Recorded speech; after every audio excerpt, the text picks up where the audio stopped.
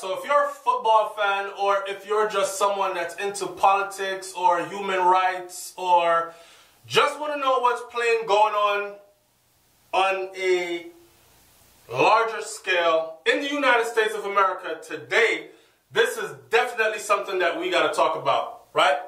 If you understand what democracy is, if you understand what the right to protest peacefully means, then this is definitely a video for you to tune into.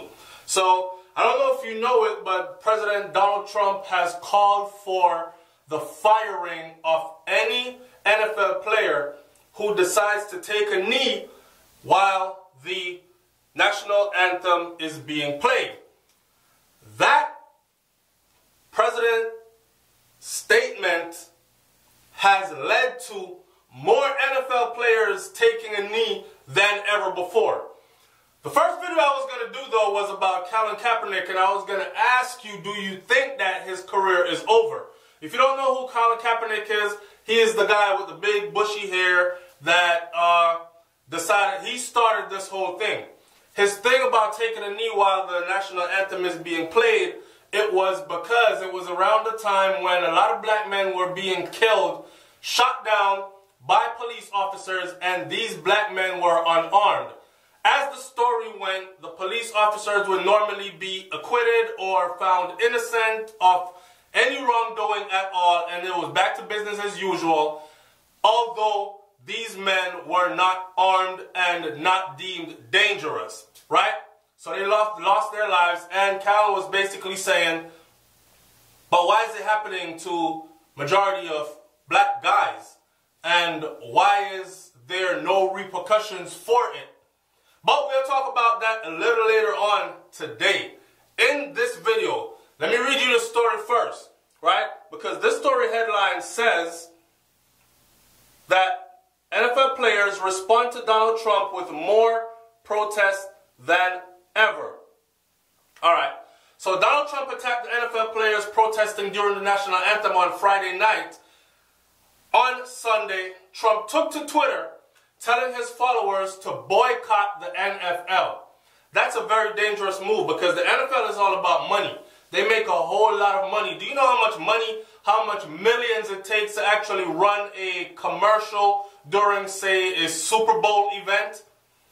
Anyways, the comments only emboldened the movement and encouraged more players to participate.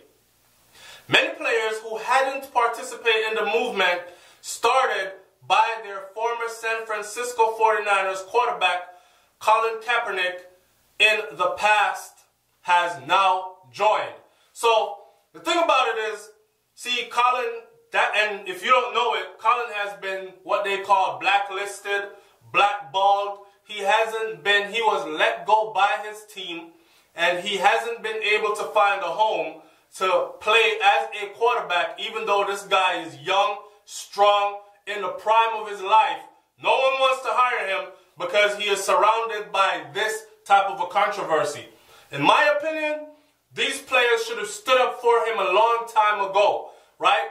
Said to the media or somebody, look, it's the guy's right to protest with one knee down. But nope, they didn't, until it's starting to affect probably their pockets, because now you have Donald Trump calling for, the President of the United States of America calling for the ban on the NFL, or calling for people to ban the NFL, or calling for people to boycott, rather, the NFL. I would have called for people to boycott the NFL too, but from a different angle. From the angle that they let Colin Kaepernick go because he exercised his constitutional right to protest peacefully. Now, Trump said Friday that NFL owners who see players disrespecting the flag should say, get that son of a bitch off the field right now. He's fired. He doubled down on his comment a day later on Twitter. And you know President Trump always is on Twitter. His little Twitter finger's always working. So imagine you're president and this is his language. Trump on Friday said that the NFL owners who see players disrespecting the flag should say, get that son of a bitch off the field right now. He's fired. He doubled down on that comment a day later on Twitter. So, he took to Twitter a day later and this is what he said. If a player wants the privilege of making millions of dollars in the NFL or other leagues, he or she should not be allowed to disrespect our great American flag or country and should stand for the national anthem. If not, you're fired. Find something else to do. I have a theory. I'm going to give it to you raw. Right?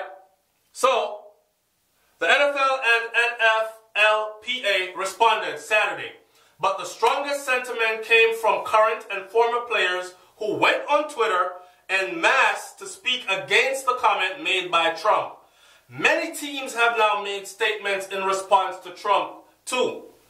That momentum carried into Sunday, beginning at 9:30 a.m. when the Baltimore Ravens and Jacksonville Jaguars played a game in London. Here is a list of who has protested so far. So, they're saying Ravens and Jaguars kneel, linking arms, Shad Khan joins them. Several players on both teams kneeled, including Leonard Fournette. The names aren't even really important, right? The names are not even really important. Just a whole host of players have now joined in the protest. Jaguars owner Shad Khan, a former Trump supporter, also linked arms with his players. I met with our team captains prior to the game to express my support for them. All NFL players and the league following the divisive and contentious remarks made by President Trump was honored to be arm in arm with them. Their teammates and our coaches during our anthem, Khan said in a statement. And now, remember, this is a team owner, right? After the game, Suggs spoke to why he joined in and protested during the anthem. Personally, I think the comments made about my brother who decided to protest and kneel is kind of what made us no longer be silent. We stand with our brothers, Suggs said via ESPN. They have the right to protest. We knelt with them today. Non-violent protest is as American as it gets. Yeah, so is dogs and water hoses on black people trying to protest peacefully, but let's not go there yet, right? We knelt with them today and let them know we are a unified front. There is no dividing us. I guess we're all sons of bitches. All right? So, Steelers will stay in the locker room during the national anthem. And that's what they have decided to do. Instead of coming out and kneeling, they've decided to stay in the locker room. All right. So here was one player standing alone for the national anthem. His name was Alejandro Villanueva. Out in the tunnel, standing alone for the national anthem. Alejandro Villanueva. Alright. Alejandro Villanueva. Okay. I hope Alejandro Villanueva gets President Trump to do something about the immigration status this country is in and help other people who have the similar names of Alejandro Villanueva to be put in a position to where they can feed their families and actually stay together as a family. Here's my thing. I'm going to say this in closing because this is long and drawn out and I don't have time to read all of this to you. But check this out. So, what President Trump has done is something that's very powerful because he actually went on to say that he prefers or he respects more the NASCAR audience and fans because they would never allow such things to happen. Let me say this. As a 10-year U.S. Army infantry veteran that has been on multiple combat tours, I can tell you this, and I myself was not born in the United States of America. I was born in the Americas because Jamaica is in the Americas, but I was not born in the USA, right? But I came here, I joined the military, and I went into combat multiple times as a soldier defending our rights and our freedoms. And one of our rights and our freedoms is the right to bear arms, the right to also protest peacefully. Those are my two favorite. One is the right to bear arms to protect yourself, your loved ones. The other one is to protest peacefully. It's sad to see that Colin Kaepernick was cut short in his prime. I don't really know if his career is over. I'm hoping that somebody steps out and one of these team owners step out and have the balls and the courage to hire him, just like how they've stepped out and had the balls and the courage now to finally be standing side by side with the players who have decided to take a knee, right? And these NFL players, majority of them are black, they can tell you that they feel the backlash and they know what it is. That's why they're not stepping up. But how long can we allow this to go on for? Right? Now, as an infantry veteran, frontline combat, I've been there. It is your friggin' right to take a knee if you hear the anthem. Don't get me wrong. If I'm on a military post and I hear the national anthem and I see other soldiers, you're in uniform. When you're in uniform, you've given up that right. Your right is to salute that flag and to go by the orders that are given. You can't join the military and then when your unit gets a deployment order, you no longer want to be a soldier. You have to soldier through all that shit. Now, as a civilian who has been on that other side, it is your right to do so. It is the reason why we put the uniform on and we fight and make sure that you are able to keep those rights. Just the same way as President Trump has the right to talk a whole bunch of shit when he feels like it, right? He's not putting his hands on anybody, but his words are powerful, and I guarantee you they're going to cause severe damage. The NFL knows this, and that's why they are now stepping up to the plate to try to do something about it. Once Trump starts comparing NFL to NASCAR, pitching those two against each other, the last thing the NFL wants is for NFL fans to start leaving the NFL, going over to NASCAR, and then NASCAR becoming the America's #1 sport. Believe it or not, football is the America's #1 sport, not NASCAR. There are too many people of color, especially black people, in NASCAR, in the NASCAR world. There sure as hell aren't any owners over there, right? And you may ask yourself why. Is it because we can't drive cars as well? No. Is it because we don't have money and we cannot finance teams? No. It's because it's a tight-knit circle where the rebel flag flies high and that mentality that goes along with it flies high as well. Trump knows this and he is playing in on these people's emotions. When you start putting a flag above the rights of the citizens that represent that flag, then you are going down the wrong path.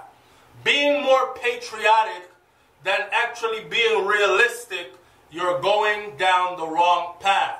And how good of a country are we when majority or when there's a certain section of our citizens that are not treated equally and are not afforded equal rights and justice? Answer that. It's SouFLoTV, man. Let me hear what you got to say about this one. I'm up out of here. Peace. And before you go around talking about, it's a disrespect to the flag,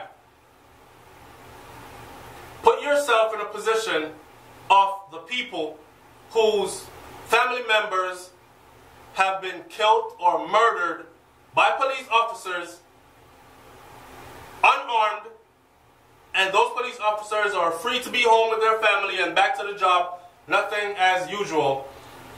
Put yourself in these people's positions. And I know it's hard for you to do because you weren't born in that skin color, therefore you cannot relate to having to get up every day and to live through what certain people have to go through. But the people who have common decency and a love for humanity, regardless of all skin colors, will actually see what it means to take a knee. It is no disrespect to the United States of America, We take a knee when the flag goes up because we are saying we are not being treated equally and no one is listening. That's what taking a knee means. And if you can defer, then let me hear what you have to say. I'm out of here. Peace.